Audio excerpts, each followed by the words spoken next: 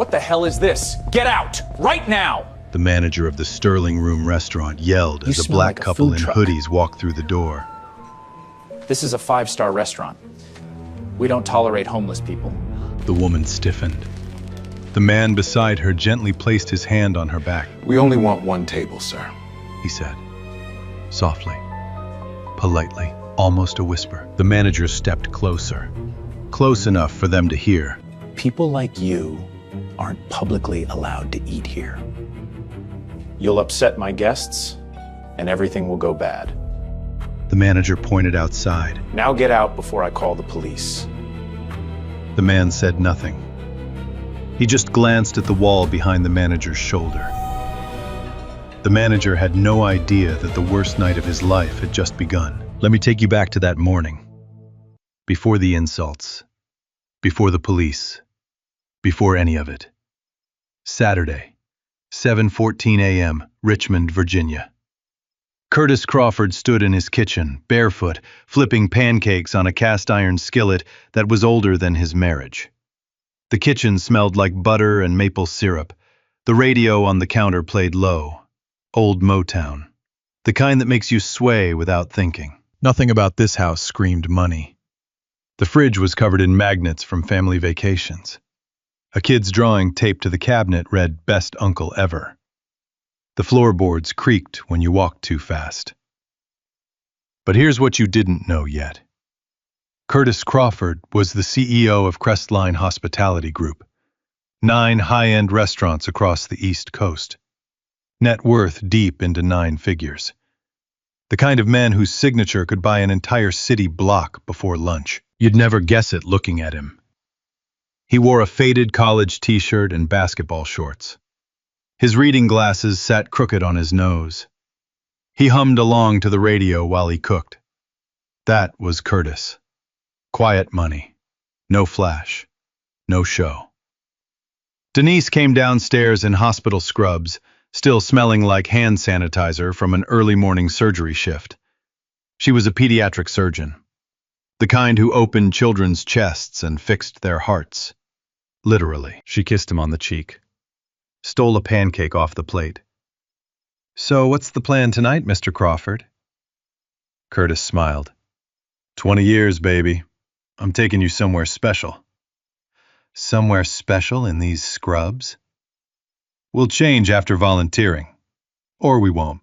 Doesn't matter." He meant it. Curtis never cared about appearances. He cared about people. That afternoon, they spent 4 hours at a youth center downtown. Curtis funded a culinary mentorship program there, teaching teenagers from rough neighborhoods how to cook, how to run a kitchen, how to build something from nothing, the same way he did. By 6:45 p.m., they were tired, sweaty, and happy. Hoodies and sneakers, no jewelry, no designer labels, just 2 people who'd spent their Saturday giving back. On the drive to dinner, Curtis pulled over at a sidewalk flower stand. He bought a small bouquet, nothing fancy. Daisies and sunflowers wrapped in brown paper. Denise laughed.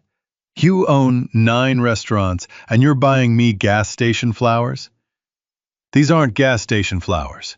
These are sidewalk flowers. Big difference." She shook her head, smiling. "You're ridiculous." 20 years of ridiculous. You're welcome. What Denise didn't see was the small velvet box Curtis slipped into his hoodie pocket when she wasn't looking.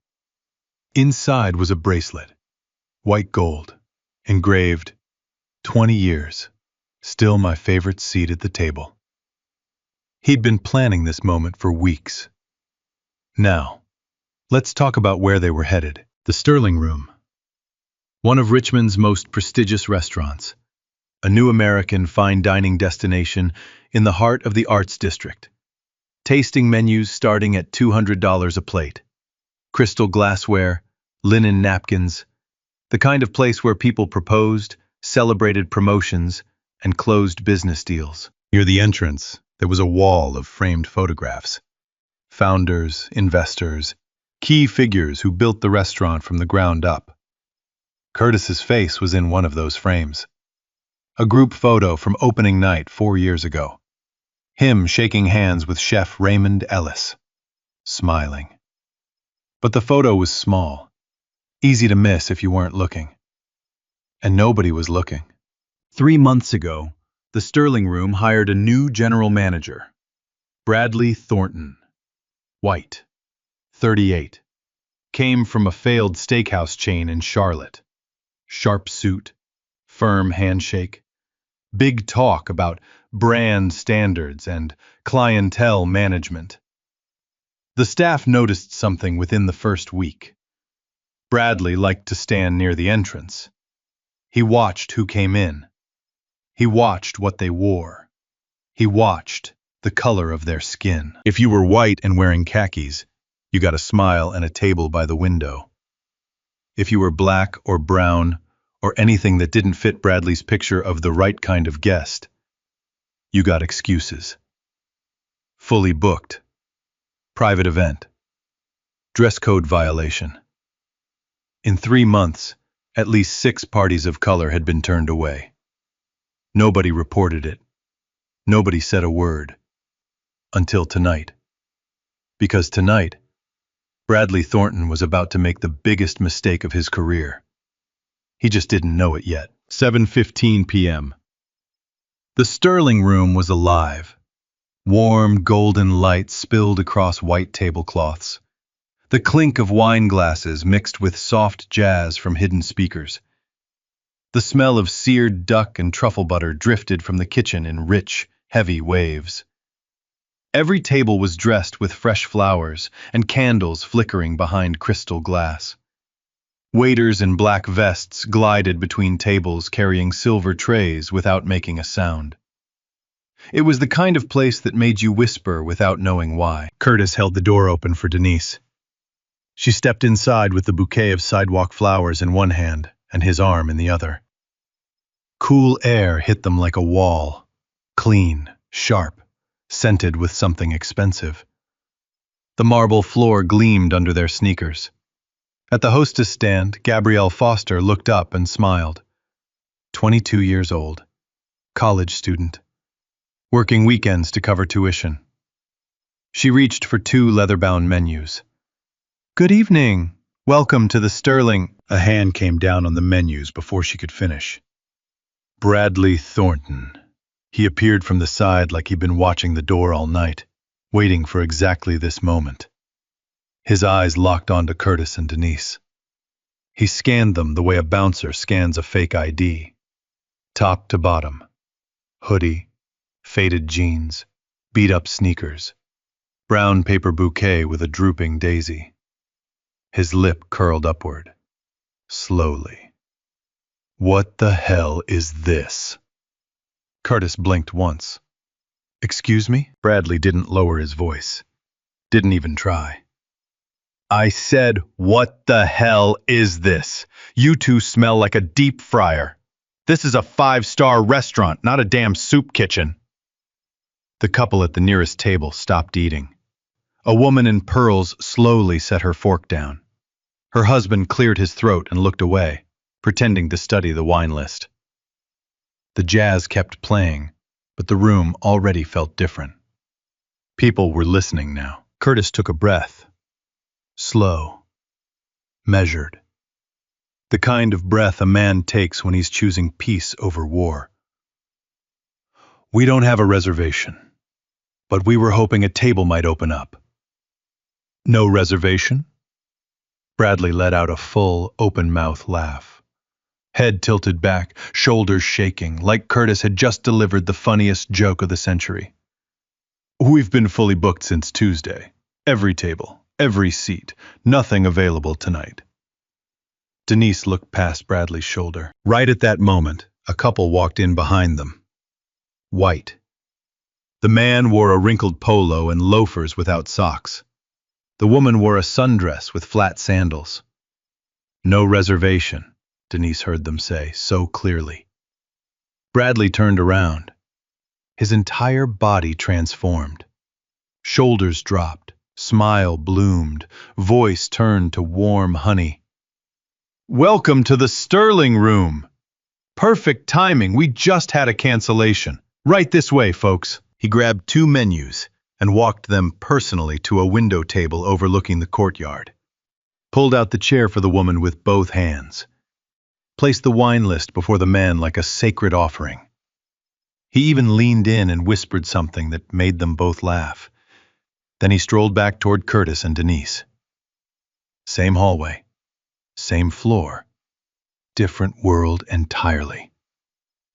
Denise's voice stayed level, but her eyes were on fire. You just told us every single table was booked. They're members of our loyalty program. You don't have a loyalty program. There's nothing about one on your website, your door, or anywhere in this building. Bradley's jaw tightened. A vein on his neck pulsed. He was not accustomed to being corrected, especially not by a black woman in a hair wrap. Ma'am, I don't have time to stand here arguing with you. We have standards. If you can't meet them, I suggest somewhere with plastic chairs and paper napkins. More your speed. Curtis stepped forward. Not aggressive, just present. We'd like to speak with Chef Raymond Ellis, please. Bradley snorted. Chef Ellis doesn't take meetings with random walk-ins off the street. He's an award-winning chef running a serious kitchen, not a drive-through window you knock on whenever you feel like it. I understand, but if you could just let him know. Let him know what? That 2 people in gym clothes showed up wanting a $200 meal? Trust me, he'd laugh even harder than I did. Bradley raised his walkie-talkie, pressed the button slowly, deliberately, keeping his eyes fixed on Curtis the entire time. When he spoke loud enough for 30 guests to hear every word. Hey, let security know we've got 2 walk-ins who can't take no for an answer. Might need an escort out the front door. Curtis felt Denise's nails dig through his hoodie sleeve into skin. Her pulse hammered against his forearm, fast and furious and barely contained. An older white man 2 tables away froze, napkin halfway to his mouth. His wife put a hand on his arm and shook her head slightly. A young woman near the bar dropped her gaze to her phone, pretending she heard nothing. But she heard. Everyone heard. Bradley clipped the walkie-talkie back onto his belt. Satisfied. Then his gaze dropped to the flowers in Denise's hand. His smirk widened into something theatrical. And what is that? You actually brought bodega flowers into my dining room? He said my dining room, like his name was carved into the foundation. That's adorable. Like bringing a ham sandwich to a Michelin tasting. Really elevates the atmosphere. Oliver Dunn stood behind the bar, polishing a glass with a white cloth. He heard every word. His hand stopped mid-motion. He didn't laugh, but he didn't speak either. Nobody did. Curtis looked down at the bouquet. Brown paper crumpled from being held too tight. 2 petals had fallen from a daisy and landed silently on the polished marble floor. He didn't defend the flowers. Didn't explain that he bought them from an old woman on a street corner who reminded him of his mother. Didn't say that daisies were the first flowers he ever gave Denise. 20 years ago when his bank account held exactly $11. He said nothing. And that silence hit harder than any comeback ever could. Denise gently took the bouquet from his hands. She pressed it against her chest and held it tight. Protective. Like shielding something precious from someone who would never understand its value. She looked Bradley dead in the eye and did not blink. These flowers are worth more than anything in this building, including you. Bradley's smirk cracked for 1 second. Something dark shifted behind his eyes. Then the mask came back harder. Ma'am, I'm asking you one final time. Leave this restaurant, before this gets truly embarrassing for both of you. Behind the stand, Gabrielle couldn't take it anymore. Sir, table 14 just opened up. I can seat them right now. Bradley whipped around. His voice dropped to a whisper, the kind that slices deeper than any shout. One more word, Gabrielle. One. And you are finished tonight. I will walk you out that door personally and make sure no restaurant in this city ever puts your name on a schedule again. Are we clear? Gabrielle's mouth shut. Her hands trembled against the wooden podium. Her eyes turned red and glassy, but she refused to let a single tear fall. She swallowed hard and stared down at the floor. Curtis saw all of it. A 22-year-old girl being crushed because she tried to do something decent. Her shoulders folding inward like paper. Her knuckles turning bone white, gripping the stand to keep herself from falling apart. Something deep inside Curtis shifted. Not anger. Something heavier. Something that settled into his bones like a decision that was never really a choice. He was not leaving. Not for pride. Not for ego. Not to prove who he was or what he owned. He was staying for Gabrielle, because if he walked away tonight, Bradley wins. And tomorrow morning Gabrielle would stand behind that same podium, under that same man, swallowing that same fear, with nobody beside her. Curtis turned to Bradley. His voice was the calmest sound in the building. We'll wait at the bar. Bradley stared at him. The bar? The bar. If something opens up, we'll be right there. Bradley rolled his eyes. Certain they'd leave within 20 minutes. A couple of overpriced drinks, the slow burn of humiliation, and they'd disappear quietly through the front door like they were never here. Fine. Suit yourself. He straightened his blazer, the navy one he was still making minimum payments on, and walked away without looking back. Curtis placed his hand on Denise's lower back and guided her toward the bar. As they passed the entrance wall, his eyes drifted upward to the framed photographs. The group shot from opening night. Him shaking Raymond's hand. Both men smiling wide. A ribbon-cutting ceremony behind them. 4 years ago, Curtis signed the check that made every wall in this building possible.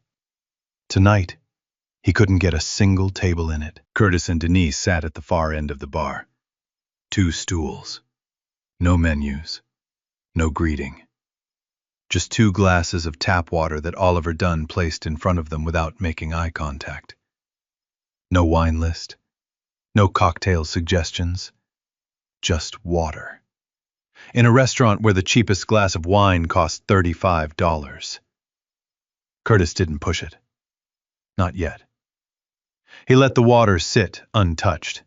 Denise set the bouquet on the bar beside her, petals brushing against the polished wood. 2 minutes passed.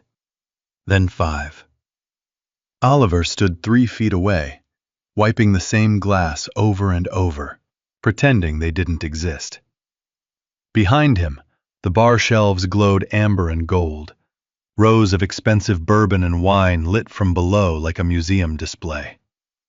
A white couple at the other end laughed about something. The bartender poured them refills without being asked. Service worked just fine, when you looked a certain way. Curtis spoke calmly. We'd like to see a wine list, please. Oliver glanced toward Bradley, who stood near the hostess stand, with his arms crossed, watching them like a security camera. Bradley gave a small shake of his head. Almost invisible. But Curtis caught it. Oliver turned back. I'm sorry, sir. I think we're actually between pours right now. Between pours. In a restaurant with a 16-page wine cellar. On a Saturday night. Denise exhaled through her nose. The kind of exhale that replaces the sentence she actually wanted to say. Curtis didn't wait for permission. He'd memorized this wine list years ago. He helped build it. Opus 1, 2018. The bottle. Oliver's hand stopped on the glass. That bottle cost $450. He looked at Bradley again. Bradley walked over, slow, hands in his pockets, that smirk stitched permanently onto his face. The Opus 1? That's a $450 bottle, friend. You sure you didn't mean the house red? More budget-friendly. Easier on the wallet. Opus 1, 2018. Curtis repeated. Same tone, Same volume, like ordering coffee on a Tuesday morning. Bradley stared at him for 3 full seconds. Then he extended his hand, palm up. Card. Excuse me? I need to pre-authorize your credit card before we open a bottle at that price point. Restaurant policy. Denise turned on her stool. Do you pre-authorize every guest who orders expensive wine, or just the ones who don't fit your little fantasy of what rich people look like? Bradley didn't answer. He just kept his hand out. Curtis pulled out his card, black titanium, no name, just a number. He placed it on Bradley's palm without a word. Bradley took it to the terminal, cleared in 2 seconds. He handed the card back and nodded to Oliver to open the bottle. The wine came. Oliver poured 2 glasses with slightly trembling hands. He still couldn't look them in the eye. Curtis swirled the glass, took a sip, set it down. The wine was perfect. Rich, dark, and smooth. Everything this evening should have been. But the moment was completely ruined. You could taste it in the air, the humiliation mixing with the oak and blackberry like poison. 15 minutes later, Bradley returned with a new expression, official, rehearsed, like he'd practiced in the bathroom mirror. Ma'am, I'm going to need you to open your handbag. Denise froze mid-sip.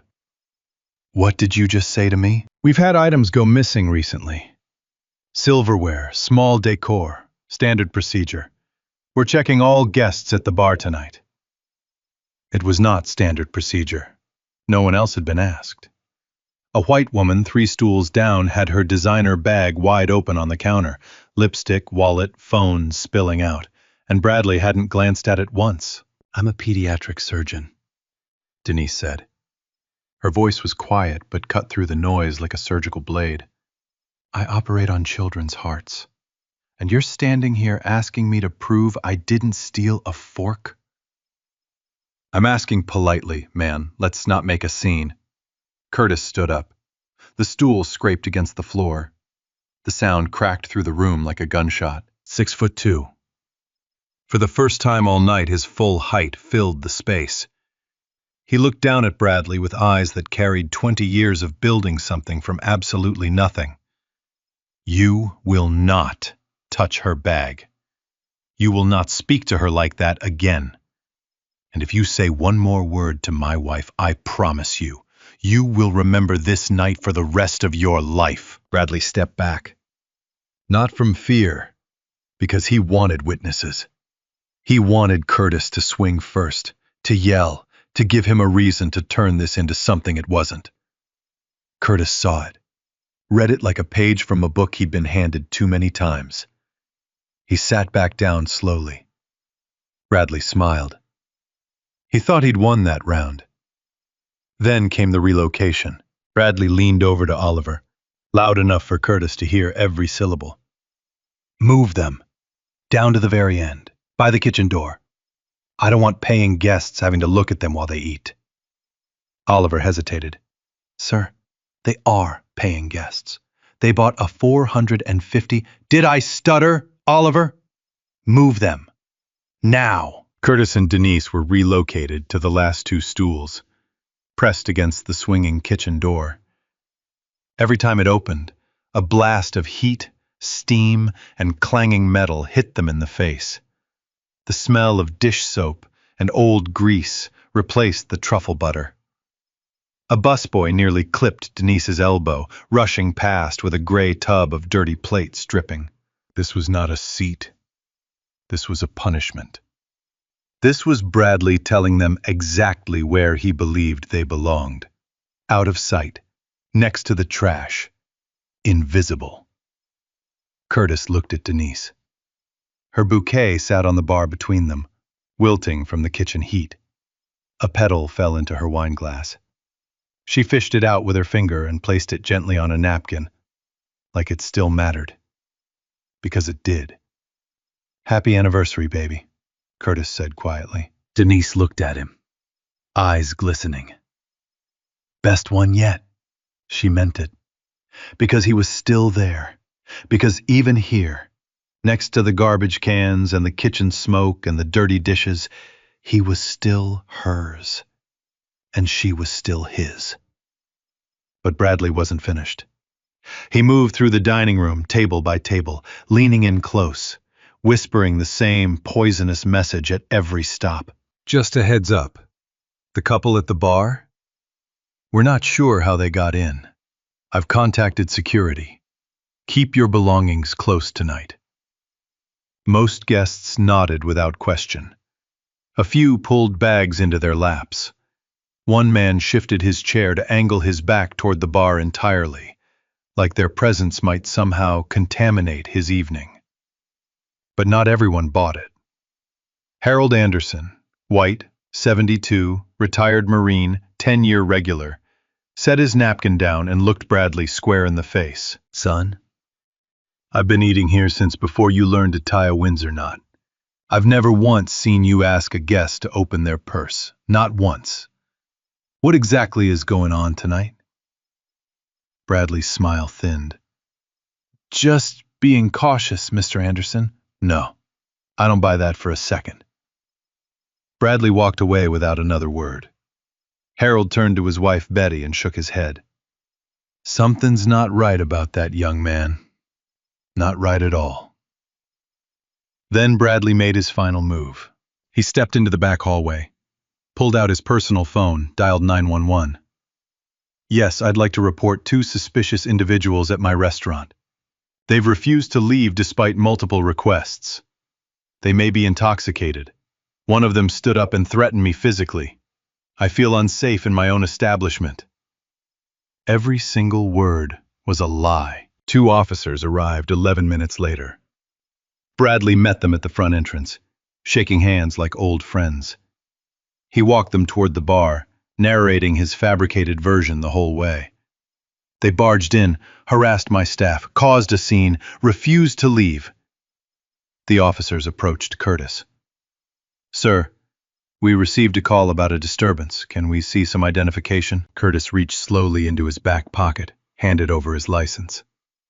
Denise placed her hospital ID badge on the bar beside it. One officer studied the license, studied the bottle of wine, 2/3 empty, studied 2 people sitting quietly on bar stools with a bouquet of wilting flowers between them. Nothing about this picture matched the story Bradley told on the phone. He turned to Bradley. Sir, these are paying customers sitting at your bar drinking wine. What exactly is the disturbance here? Bradley opened his mouth. Nothing came out. The officers left. No arrest, no citation, no report. They walked out the front door, climbed into their cruiser, and drove away. But the damage was already done. Burned into the evening like a brand that would never fully fade. 50 people in that dining room had watched 2 uniformed police officers walk up to a black couple in a fine dining restaurant. 50 people watched it happen in complete silence. And not a single one of them said a word. Curtis lowered his head. Just for 1 second. 1 single second where the weight of every insult, every smirk, every whispered warning, every moment of this entire evening pressed down on his shoulders like wet concrete. Then he raised it back up. What happened next changed everything. The kitchen doors swung open. Chef Raymond Ellis stepped into the dining room the way he did every Saturday night. White coat, silver hair, towel over one shoulder. It was his nightly ritual. Walk the floor, shake a few hands, thank the regulars. He made it 3 steps before he saw them. 2 people at the far end of the bar. The dead end, next to the kitchen door. A wilting bouquet between them. A half-empty bottle of Opus One. The woman holding a fallen petal in her fingers like a quiet prayer. Raymond stopped mid-stride. The color drained from his face. His smile vanished like someone slapped it off. Because the man on that stool, the man in the hoodie, the man who had been mocked and searched and relocated like broken furniture, was Curtis Crawford, his business partner, his co-owner, the man who signed the check that built this place, his friend. Raymond crossed the room in 5 strides, arms open wide. Curtis! Denise! Happy 20th anniversary! He hugged Curtis so hard the bar stool scraped across the floor, kissed Denise on both cheeks, and squeezed her hands. Then he stepped back, looked around, the kitchen door, the garbage cans, the dirty plates, and his face twisted into something nobody had ever seen from the gentle old chef. Pure fury. What in God's name are you doing back here? Why are you sitting next to the dishwasher? The entire dining room went dead still. Every fork froze midair. Every wine glass hovered inches from lips. Conversations died. The jazz played on, but nobody was listening. Bradley stood frozen near the hostess stand.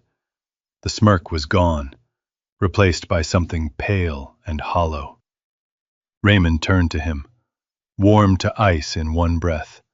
Bradley, why is Curtis Crawford sitting at the end of my bar next to the kitchen door?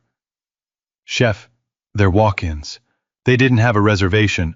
Raymond took one step forward. Every word in Bradley's throat died. Walk-ins? His voice filled the room without effort. Bradley, this man is Curtis Crawford. He is the co-owner of this restaurant. His money built the kitchen you just banished him next to. His investment paid for every chair, every table, every glass, every plate that went out tonight.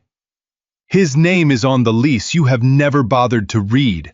This is his restaurant. Raymond pointed at the wall of photographs near the entrance.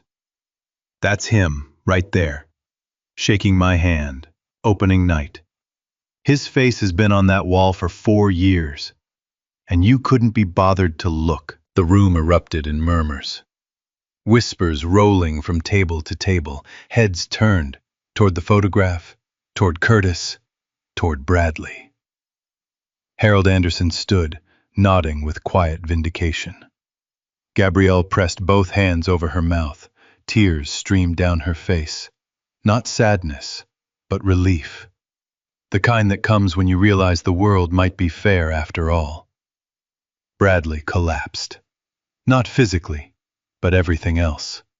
Confidence, vest, authority, all dissolved. I didn't know. I had no idea. Curtis stood up, slowly. The room held its breath. He didn't yell, didn't raise a finger. His voice was low, steady, and carried to every corner. That's the whole point, Bradley. You didn't need to know who I was. You didn't need to know I own this place. You didn't need to know my wife saves children's lives. A couple walks in and wants to eat. You seat them. That's the whole job. And you couldn't do it. Because all you saw was the color of our skin. Silence. Complete. The kind that presses against your eardrums and makes your heart beat loud. Then one pair of hands clapped. Then 2. Then 10. Harold Anderson clapped hard and steady. The couple by the window joined. Oliver Dunn behind the bar, tears on his face, brought his trembling hands together. The entire restaurant rose to its feet. The applause filled the room. Warm, rolling, unstoppable. Curtis reached into his hoodie pocket, pulled out the velvet box he'd carried all day, opened it with steady hands. Inside, resting on black velvet, sat a bracelet, white gold catching candlelight, engraved 20 years, still my favorite seat at the table. He took Denise's wrist, gently, right there, next to the kitchen door, next to the garbage, next to the place where they'd been thrown away. He clasped the bracelet and held her hand. Doesn't matter where they seat us, baby, as long as I'm next to you. Denise held the wilting bouquet in one hand and her husband's fingers in the other. Tears fell. She smiled, the kind of smile that doesn't need an audience. Curtis turned to Raymond, voice low. Pull the security footage, Ray. Every minute, from the moment we walked in.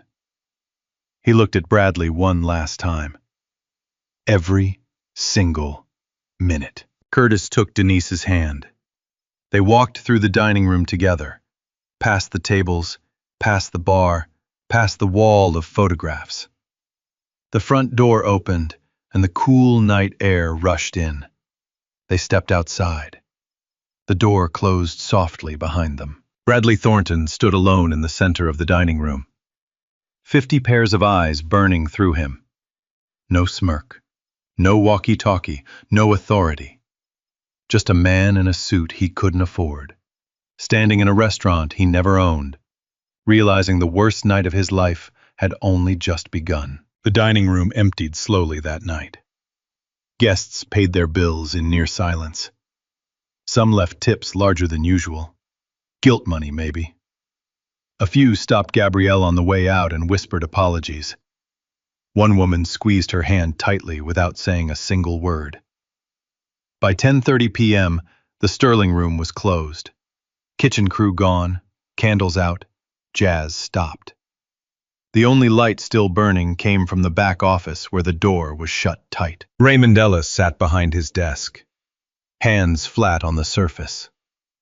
Bradley Thornton stood on the other side, tie loosened, sweat along his hairline, shifting his weight like a child outside the principal's office. Raymond let him stand for a full minute before he spoke. "Talk." Bradley swallowed. "Chef, I was protecting the brand. I made a judgment call based on how they presented themselves. Managing the guest experience is part of my job." Raymond leaned forward. "You told a man he smelled like a deep fryer. You called the police on him. You asked his wife, a surgeon, to open her purse. You moved them next to the garbage. That's managing the guest experience?" "I didn't know who they were." "That's the third time you've said that, and it gets worse every time." Raymond's voice cut like a blade. "You didn't need to know who they were. That's not how hospitality works. That's not how being a decent human being works." Bradley's voice cracked. "Please, I need this job. I have bills. I just moved here." "You should have thought about that before you told a black couple to go to a soup kitchen in front of 50 people. Raymond stood up. He buttoned his chef coat like a man preparing for something final, held out his hand. "Keys." Bradley stared. "Keys. Access card, name badge. Now." Bradley reached into his pockets with trembling hands. He placed the keys on the desk, then the access card. The name badge, General Manager in gold. As he pulled the badge from his vest, something else fell out. It clattered against the desk and spun to a stop under the lamp. A store-branded credit card. $2,000 limit. Balance sticker on the back. $1,850. Still paying off the suit on his body. The blazer, the pants, the shoes, every stitch bought on money he didn't have. The man who spent all night humiliating Curtis Crawford for not looking rich enough was dressed head to toe in debt. Raymond looked at the card on his desk, said nothing. The irony spoke for itself. Suspended without pay. Effective immediately. The ownership board, which includes Curtis, will make the final decision. Until then, do not set foot in this building. Bradley opened his mouth. Raymond pointed at the door. Bradley walked down the empty hallway alone. His footsteps echoed against the tile. The building that made him feel powerful 3 hours ago now felt like a cage. Then the staff began to talk. Gabrielle Foster wrote her statement that night on the break room floor. Pen, legal pad, 3 pages. Every detail. The soup kitchen remark. The fake reservation. The loyalty program lie. The flower insult. The purse demand. The threat to fire her. The security call. The whispered warnings. The 911 call. Signed and dated. Oliver Dunn typed his at midnight. He admitted everything. Serving only water, pre-authorizing the card, moving them to the kitchen door without protest. "I knew it was wrong," he wrote. "I did it anyway because I was afraid. That's not an excuse. That's just the truth. 3 more servers came forward within 24 hours. In 3 months under Bradley, at least 6 parties of color had been turned away. Fully booked, private event, dress code. One server produced a screenshot from the staff group chat. Bradley's message, "Keep the riffraff out, you know what I mean." Curtis called his attorney Monday morning.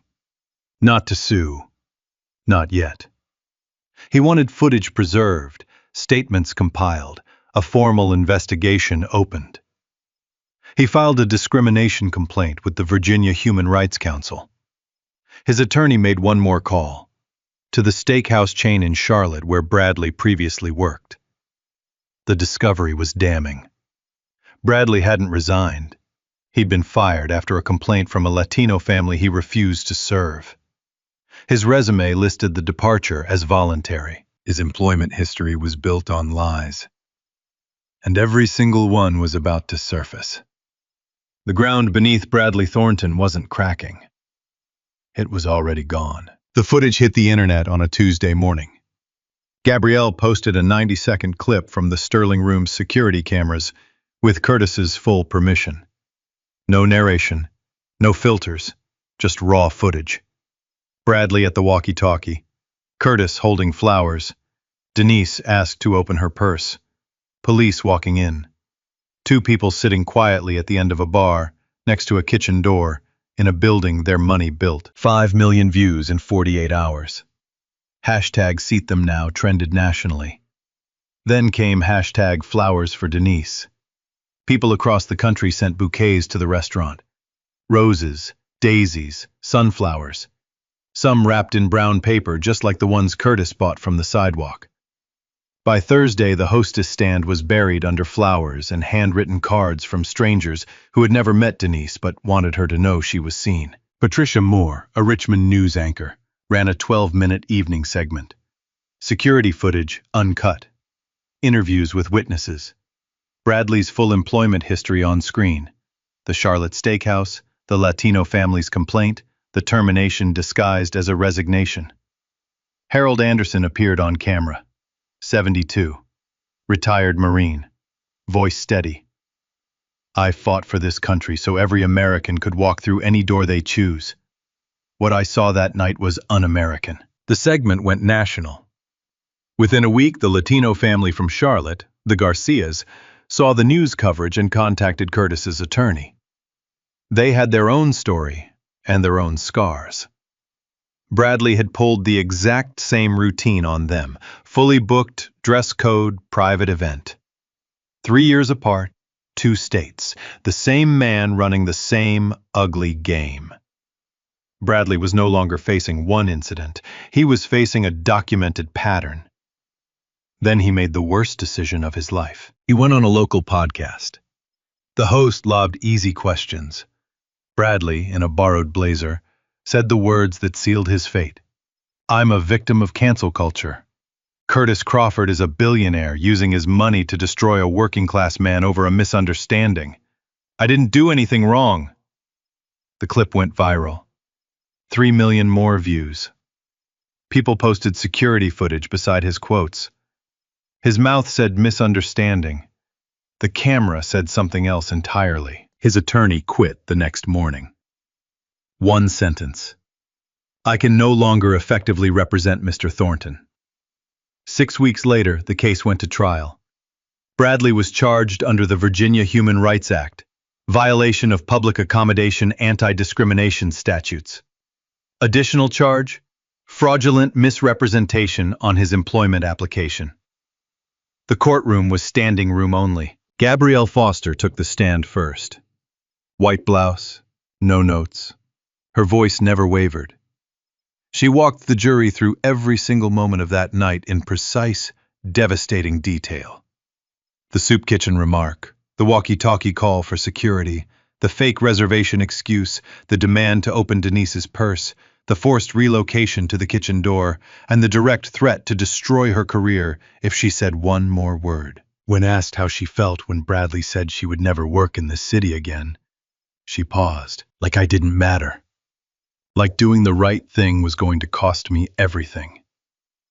Harold Anderson testified next. Marine Corps pin on his lapel. He described the whispered warnings, the chair shifting, the cruelty delivered with a smile. He looked at the jury. I've seen a lot of ugly things in 72 years. That night was one of the worst. Curtis Crawford was the final witness called to the stand. He wore a dark navy suit, the first time anyone in that courtroom had ever seen him dressed in anything other than casual clothes. He spoke with the kind of quiet authority that made the entire room lean forward. I built that restaurant so everyone could sit at a beautiful table and feel like they belong. Tuxedo or hoodie, you deserve to be treated as a human being. I just wish Bradley had understood that before I had to show him a photograph on a wall. The jury deliberated less than 3 hours. Guilty. On every single count. Gabrielle covered her mouth in the third row. Harold Anderson closed his eyes and nodded once. Denise squeezed Curtis's hand so hard her knuckles went white. Judge Helen Sullivan delivered the sentence with cameras rolling. $50,000 in fines. Bradley, still making payments on a credit card for his work clothes, would carry this debt for years. Dollar by dollar. Month by month. Just like his blazer. 500 hours of mandatory community service at a soup kitchen in downtown Richmond. The exact kind of place he had sneered at Curtis about on the night of his 20th wedding anniversary. The insult became his sentence. He would now serve meals there himself. 5 days a week. Until every last hour was complete, a 5-year ban from any management position at any public serving establishment in Virginia. A formal public apology, read aloud in open court, broadcast on live television. Bradley stood at the podium, hands shaking, voice barely past the first row. The apology was stiff, written by a discount attorney hired after the first one quit. He read every word with his eyes down. Never looked up once. In the second row sat his mother, Margaret Thornton, 61, gray hair pinned back, hands folded tight over a small purse. She didn't cry, didn't speak. Just sat still, staring at the floor, carrying the kind of shame that makes no sound but fills every corner of the room. Curtis sat across the aisle. Denise held his hand. Neither smiled. This wasn't a celebration, it was a necessary ending. After the verdict, things moved quickly.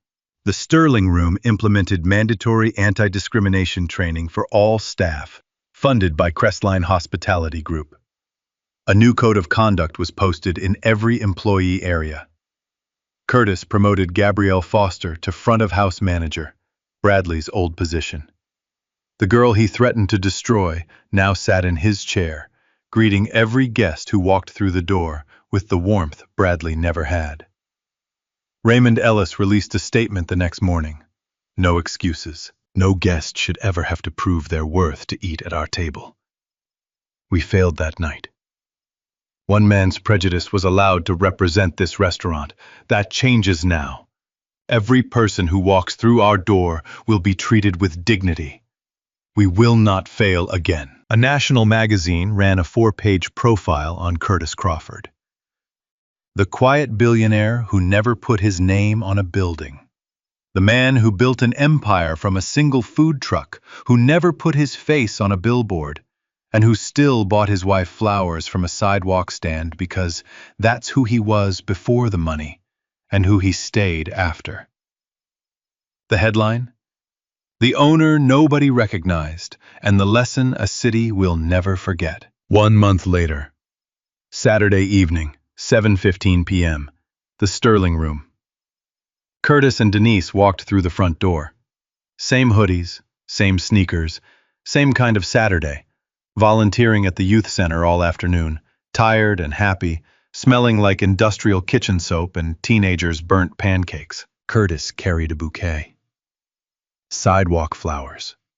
Daisies and sunflowers wrapped in brown paper. He'd bought them from the same woman on the same corner. She remembered him this time and threw in an extra stem for free. The hostess stand had changed. Gone were the stacked bouquets from strangers. Gone was the old leather reservation book Bradley used to guard like a weapon. In its place stood Gabrielle Foster, wearing a black blazer, a Sterling Room name badge pinned to her chest. The badge read, "Front of House Manager." She saw Curtis and Denise before they even crossed the threshold. Her smile was the first thing they felt when they walked in. "Mr. and Mrs. Crawford, your table is ready." Curtis grinned wide. The private dining room would be really nice tonight. Already set up, Chef Raymond insisted. She walked them through the restaurant. The dining room hummed with warmth. All kinds of people, all kinds of clothes, all welcome. A man in a baseball cap ate next to a woman in a cocktail dress. A family with 3 small children sat 2 tables from a couple on a quiet date. No one was being watched.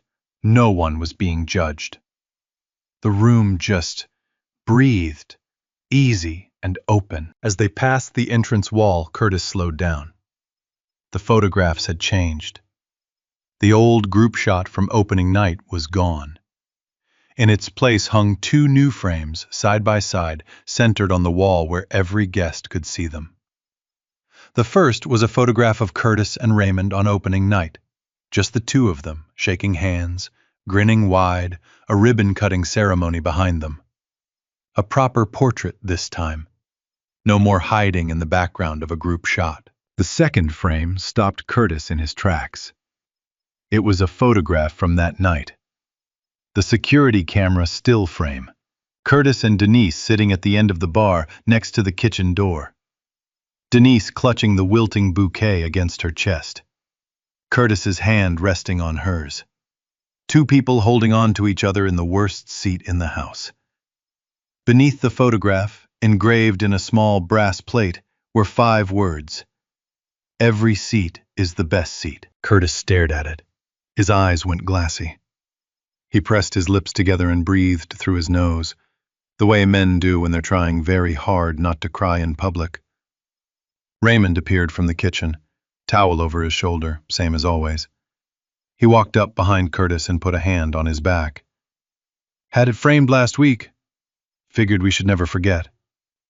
Curtis nodded. Couldn't speak yet, just nodded. They sat down. Raymond brought out the first course himself. The 3 of them laughed about something small, the kind of laughter that only happens between people who've walked through fire together and come out the other side.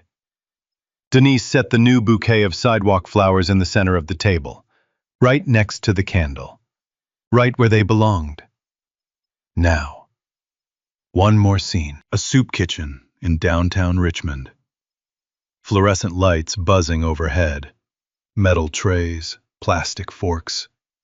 The smell of canned soup and instant mashed potatoes. Bradley Thornton stood behind the serving counter in a volunteer apron. No blazer, no vest, no walkie-talkie. Just a ladle in one hand and a pair of thin, disposable gloves on the other. He didn't smile. He didn't frown. He just served. Scoop after scoop. Plate after plate. Day after day. 500 hours worth of scoops measured out in shame and silence. An elderly black woman shuffled up to the counter with her tray. She looked up at Bradley with soft, tired eyes and a warm smile. "Thank you, honey." Bradley stopped. The ladle hovered over the pot. Something in his chest shifted. Not guilt, not anger, but something he hadn't felt in a very long time. Maybe ever. He looked at her. Really looked at her. Not at her clothes, not at her skin. At her. "You're welcome, ma'am." It was the first time in his life he had truly served someone without judging them first. It wouldn't fix everything, but it was a start. And sometimes a start is all you need.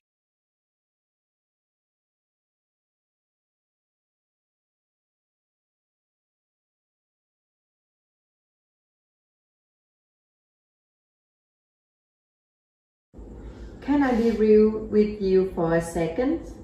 The most expensive thing in any room is never on the menu. It's not the wine. It's not the table. It's not the suite. It's how you make people feel when they walk through the door. That's what separates a plate worth going back to from a plate that deserves to be empty. And here's what people get wrong about respect. The thing is something you earn with money, with status, with the right outfit. But respect isn't a reward. It's a starting point. Every person who walks through your door, hoodie or tuxedos, deserves the same welcome. If your kindness depends on what someone looks like, it was never kindness. It was just business. But what really hit me, the people who try hardly to look powerful are usually the ones with the least to stand on. Real power doesn't need to humiliate anyone. Real power doesn't need an audience. Real power sits quietly in a hoodie and sidewalk flowers and 20 years of loving the same person. That's the kind of wealth no credit card can buy. So tell me, have you ever been made to feel like you didn't belong somewhere you had every right to be? Drop it in the comments.